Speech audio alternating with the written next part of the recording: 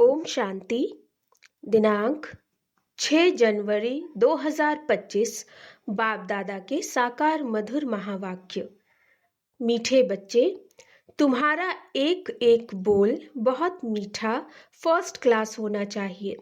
जैसे बाप दुख हरता सुख करता है, ऐसे बाप समान सबको सुख दो। प्रश्न: लौकिक मित्र संबंधियों को ज्ञान देने की युक्ति क्या है? उत्तर: कोई भी मित्र संबंधी आदि हैं तो उनसे बहुत नम्रता से प्रेम भाव से मुस्कुराते हुए बात करनी चाहिए। समझाना चाहिए यह वही महाभारत लड़ाई है। बाप ने रुद्र ज्ञान यज्ञ रचा है। मैं आपको सत्य कहता हूँ कि भक्ति आदि तो जन्म जन्मांतर की, अब ज्ञान शुरू होता है। जब मौका मिले तो बहुत युक्ति से बात करो। कुटुंब परिवार में बहुत प्यार से चलो, कभी किसी को दुख न दो। गीत: आखिर वह दिन आया आज। ओम शांति। जब कोई गीत बजता है तो बच्चों को अपने अंदर उसका अर्थ निकालना चाहिए। सेकंड में निकल सकता है। यह बेहद के ड्रामा की बहुत बड़ी घड़ी है ना। भक्ति मार्ग में मनुष्य पुकारते भी हैं। जैसे कोर्ट में केस होता है तो कहते हैं कब सुनवाई हो, कब बुलावा हो तो हमारा केस पूरा हो। तो बच्चों का भी केस है। कौन सा केस? रावण ने तुमको बहुत दुखी बनाया। तुम्हारा केस दाखिल होता है बड़े कोर्ट में। मनुष्य पुकारते रहते हैं, बाबा आओ, आकर के हमको दुखों से छुड़ाओ। एक दिन सुनवाई तो जरूर होती है। बाप सुनते भी हैं, ड्रामा अनुसार आते भी हैं, बिल्कुल पूरे टाइम पर। उसमें एक सेकंड का भी फर्क नहीं पड़ सकता है। बेहद की घड़ी कितनी एक्यूरेट चलती है। यहाँ तुम्हारे पास यह छोटी घड़ियां भी एक्यूरेट नहीं चलती। यज्ञ का हर कार्य एक्यूरेट होना चाहिए। घड़ी भी एक्यूरेट होनी चाहिए। बाप तो बड़ा एक्यूरेट है। सुनवाई बड़ी एक्यूरेट होती है। कल्प कल्प कल्प के संगम पर एक्यूरेट टाइम पर आते हैं। तो बच्चों की अब सुनवाई हुई, बाबा आया हुआ है। अभी तुमको सबको समझाते हो। आगे तुम भी नहीं समझते थे। आगे तुम भी नहीं समझते थे कि दुख कौन देता है। अभी बाप ने समझाया है, रावण राज्य शुरू होता है द्वापर से। तुम बच्चों को मालूम पड़ गया है। बाबा कल्प कल्प संगम युग पर आते हैं। यह है बेहद की रात। शिव बाबा बेहद की रात में आते हैं। श्री कृष्ण की बात नहीं। जब घोर अंधियारे में अज्ञान नींद में सोए रहते हैं, तब ज्ञान सूर्य बाप आते हैं बच्चों को दिन में ले जाने। कहते हैं मुझे याद करो क्योंकि पतित से पावन बनना है। बाप ही पतित पावन है। वह जब आए तब तो सुनवाई हो। अब तुम्हारी सुनवाई हुई है। बाप कहते हैं मैं आया हूं पतितों को पावन बनाने। पावन बनने का तुमको कितना सहज उपाय बताता हूं। आजकल देखो साइंस का कितना जोर है।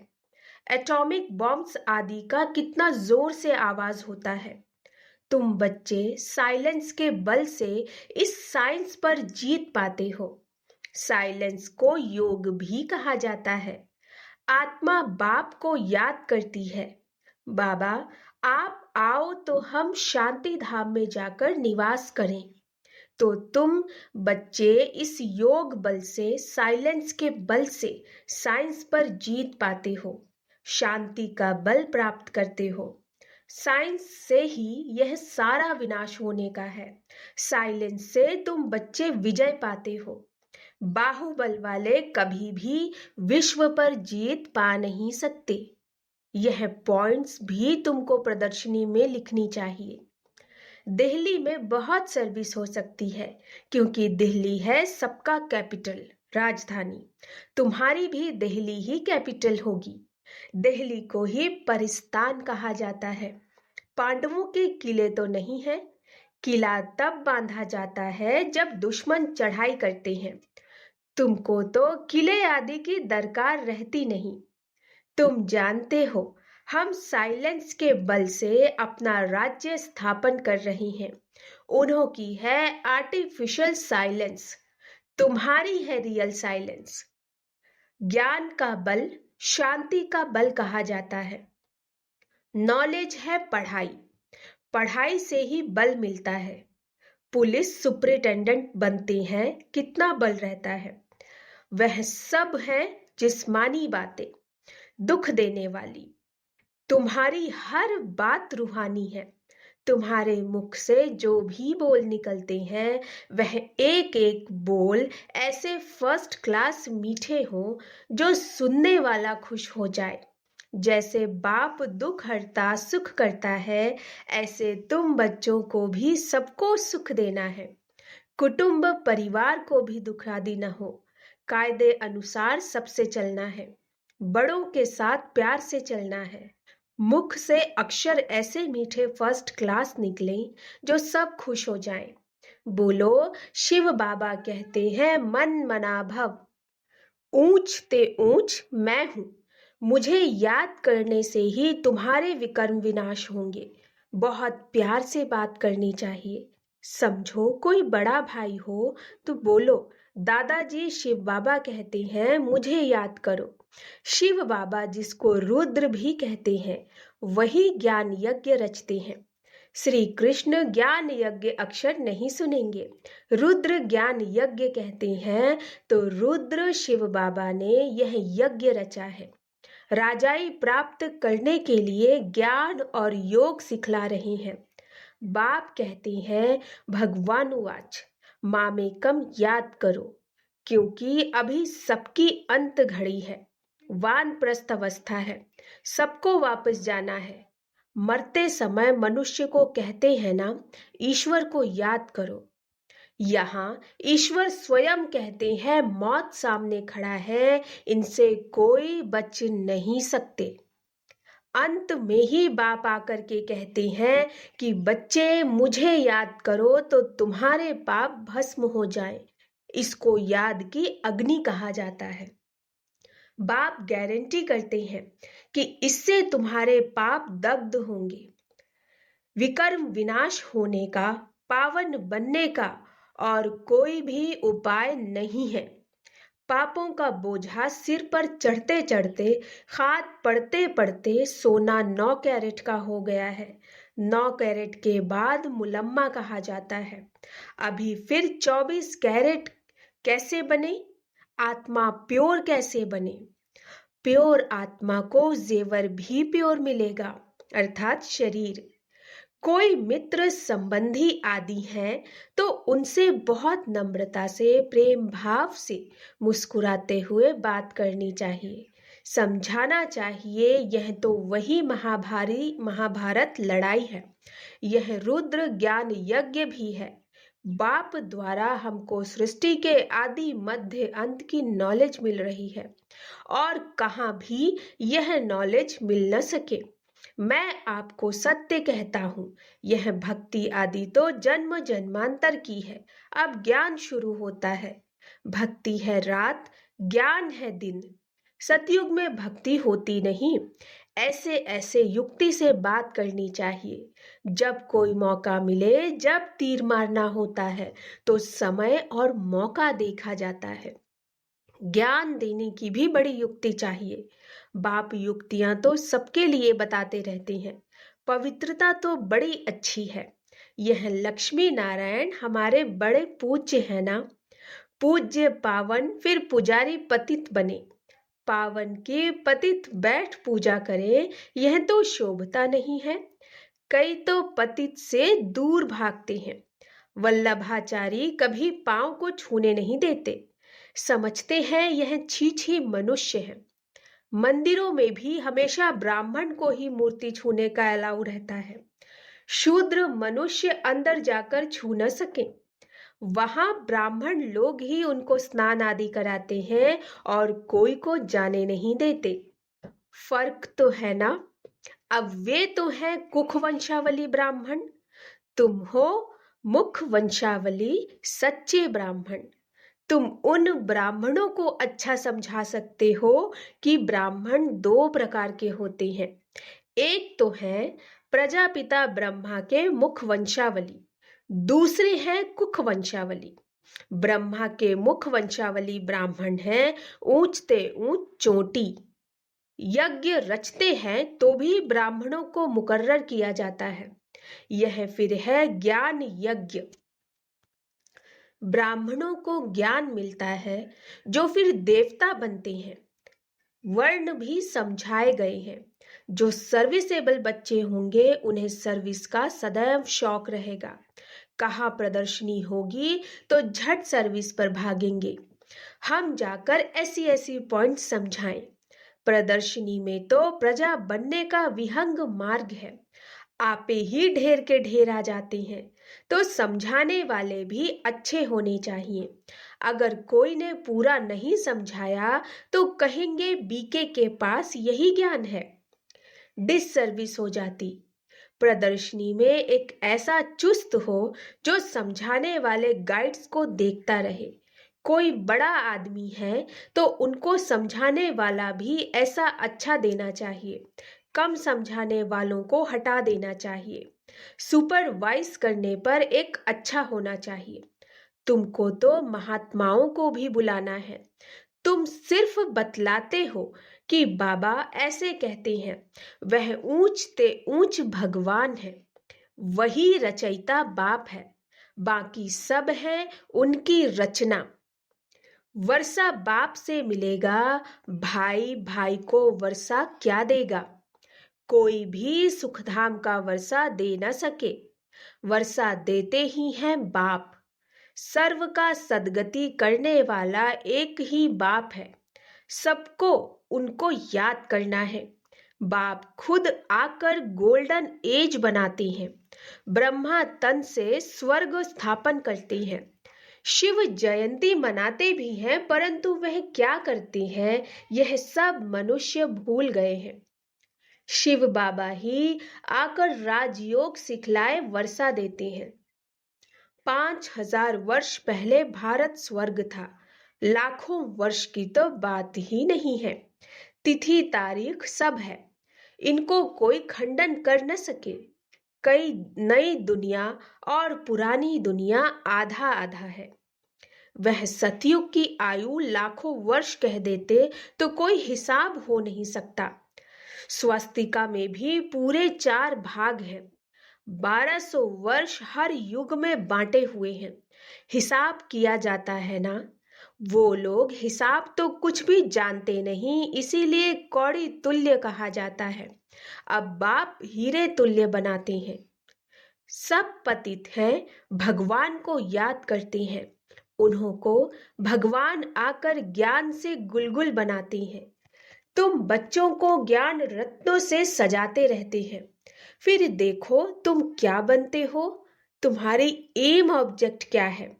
भारत कितना सिरताज था सब भूल गए हैं।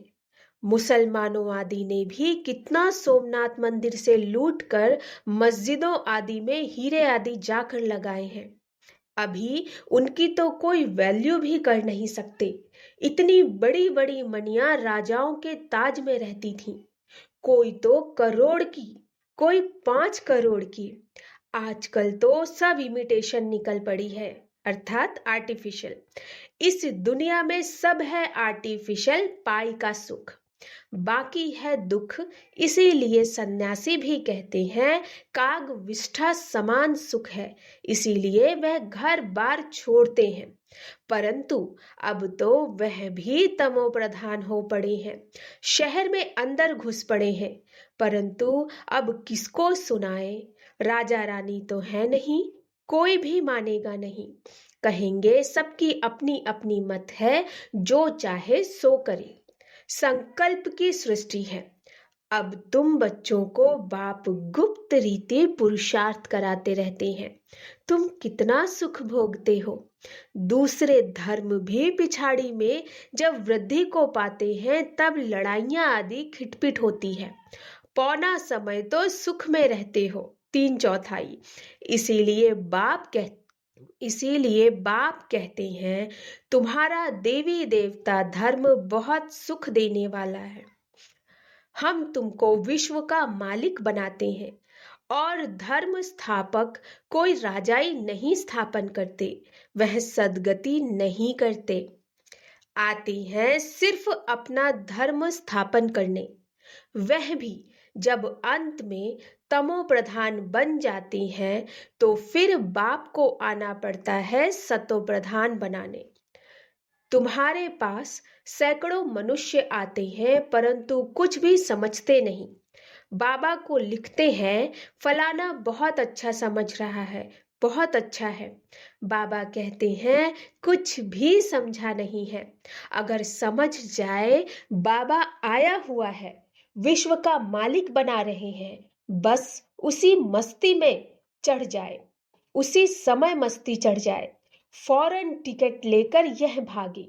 परंतु ब्राह्मणी की चिट्ठी तो जरूर लानी पड़े बाप से मिलने लिए।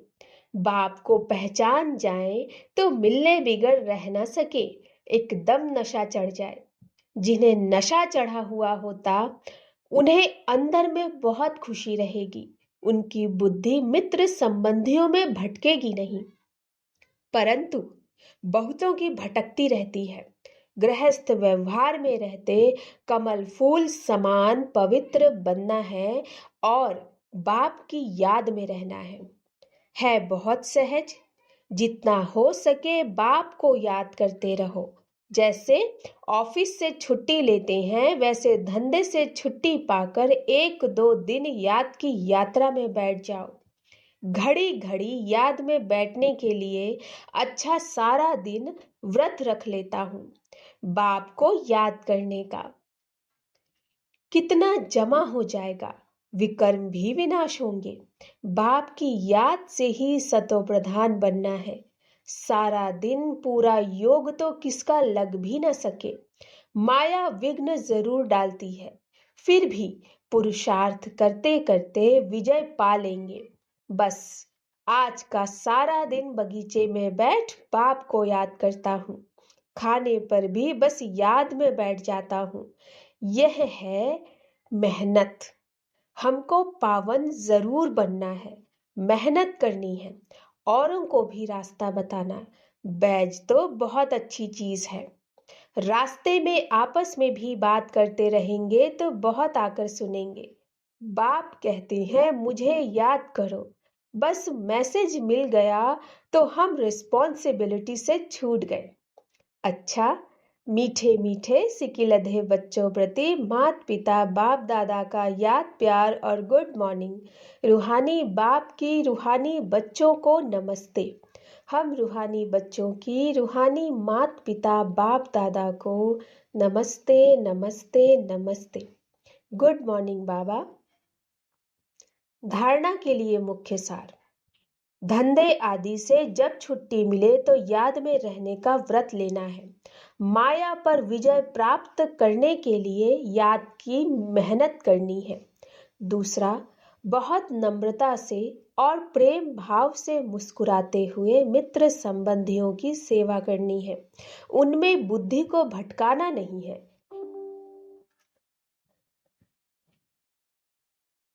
प्यार से बाप का परिचय देना है।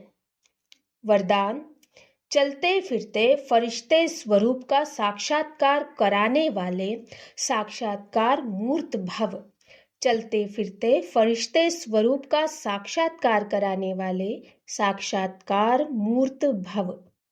जैसे शुरू में चलते फिरते ब्रह्मा गुम होकर श्री कृष्ण दिखाई देते थे, इसी साक्षात्कार ने सब कुछ छुड़ा दिया।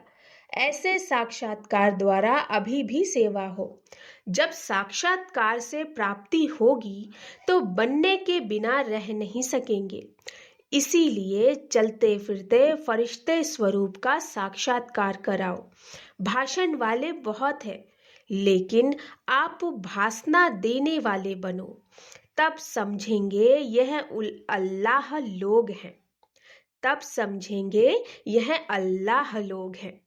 स्लोगन: सदा रूहानी मौज का अनुभव करते रहो तो कभी भी मूंझेंगे नहीं।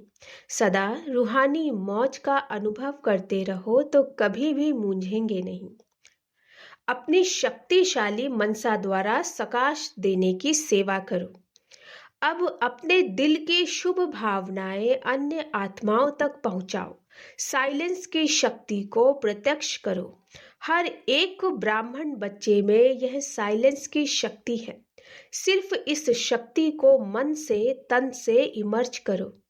एक सेकंड में मन के संकल्पों को एकाग्र कर लो तो वायुमंडल में साइलेंस की शक्ति के प्रकंपन स्वतः फैलते रहेंगे। अच्छा, ओम शांति।